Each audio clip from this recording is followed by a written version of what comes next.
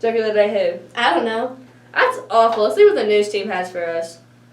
Hey Taya, what did the DNA say to the other DNA? I don't know, what did they say? Do these genes make me look fat? That is so stupid.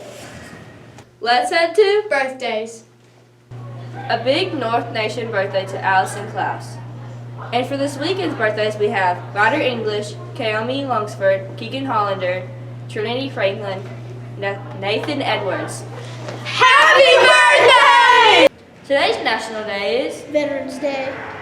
Did you know there were 21.8 million veterans in the United States as of 2010? Today in history, the Allied powers signed a ceasefire agreement with Germany at Compiègne, France, at 11 a.m. on November 11, 1918, bringing the war we know as World War I to an end. Hey Germany, do you agree to a ceasefire? Yeah.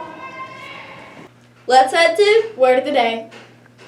the word of the day is Pronoun. The definition is a word that can function by itself as a noun phrase and that refers either to the participants in the discourse. today's feature is Counselor's Corner. I'm Ryder. And I'm River. And welcome back to Riding the River. Today we'll talk about the importance of sleep with Miss Jackson. So, how much sleep do teenagers need? Well, actually, the amount of sleep that you need totally depends upon your age. For example, little babies, they need anywhere from 16 to 18 hours of sleep because most of the time they spend most of their day sleeping. Whereas older children, like between the ages of like 5 and 11, they need between 9 and 12 hours of sleep. But teenagers, they recommend between 8 to 10 hours of sleep. That's normally the recommendation for teenagers because during your sleep, your body is very powerful, your mind is very powerful. So during your sleep, that's when a lot of healing takes place in your bodies, your immune system. I like to explain to my children that you have these fighter cells in your body that's your immune system, so they attack off things like the flu and any other kinds of germs that are in your body. But unfortunately, only 30% of children get the daily recommended amount of sleep. I have this article from John Hopkins. So this is a little quote I'm going to read. Teenagers are going through a second developmental stage of cognitive maturation. Additional sleep supports their developing brain as well as physical growth spurts. It also helps protect them from serious consequences like depression or drug use. So your ability to make decisions definitely declines if you're not getting sleep. Do you have any suggestions for students that have trouble sleeping? I do have some. First of all, this little thing right here is the biggest problem. Phones, televisions, doctors say that you should not be on your phone within 2 hours of bedtime because cell phones and televisions emit what's called blue light. So deep within your brain, you have this circadian rhythm, this biological clock, and it responds to emissions of light.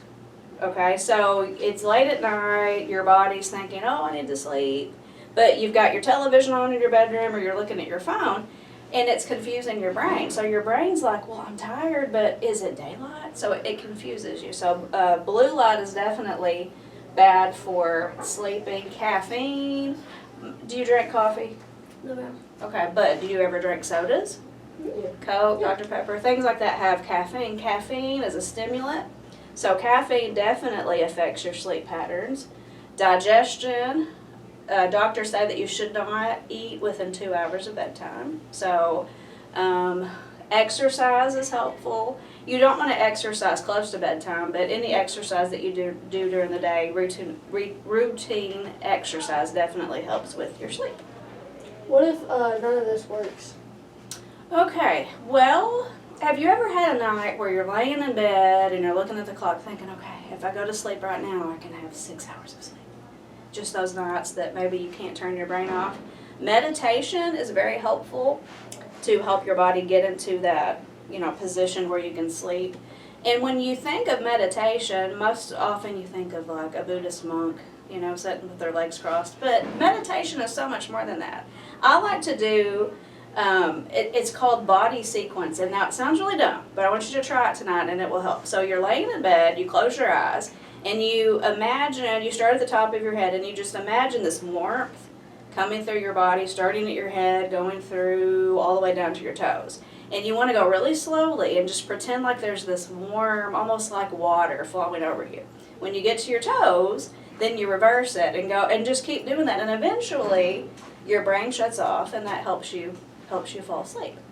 Another thing that I like to try, it's this app. It's called I'm gonna do a little they do not pay me for this, but there's this app, it's a free app. I suggest you download it. It's called Rain, like rain twice.